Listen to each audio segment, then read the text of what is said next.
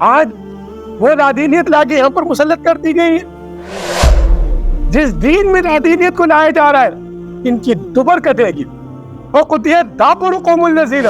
کیونکہ دین میں لادینیت نہیں لا جا سکتے، اس دین کی اس روحانیت کو زندہ رکھنے کے لیے، اس دین کو زندہ رکھنے کے لیے، اس دین کی سربلندی کے لیے، اس دین کو اس زمین پر غالب کرنے کے لیے، مسلمانوں کو باوقار بنانے کے لیے اللہ رب العالمین نے ہمیں 27 رمضان مبارک کو اس پاکستان کو عطا کیا۔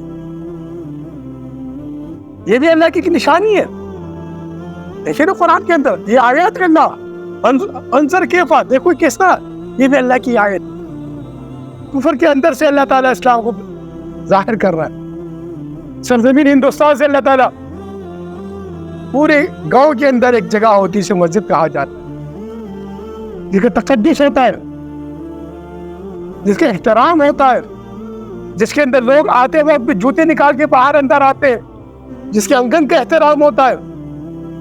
جس کے ممبر کا احترام ہوتا ہے، جس کے محراب کا احترام ہوتا ہے۔ حضرات اسلام، اسی طرح اس پاکستان کا بھی احترام ہے، اسی طرح اس پاکستان کا بھی احترام ہے، پاکستان کی فوج کا بھی احترام ہے، پاکستان کے اداروں کا بھی احترام ہے، پاکستان کے عوام کا بھی احترام ہے۔ ارے ہم انہیں تو اس سرزمین کو ان لادینی طاقتوں سے نکال کر دین کی روحانی انقلاب کی طرح اپنی عوام اور اپنے نوجوانوں کی اصلاح کرنی ہے، نہ کہ ان کو ہم نے اپنے لادینیت کی طرف لے کے چلے جا رہے ہیں۔ میں نے سے پہلے کہا تھا، آپ دیکھ رہے ہیں موم بتی مافیا،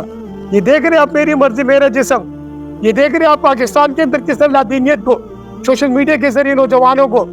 پوری رات نوجوان لگے ہوئے ہیں، ان کو اس دین کی طرف روحانیت کی طرف لے کے آنے، یہی فقراء کا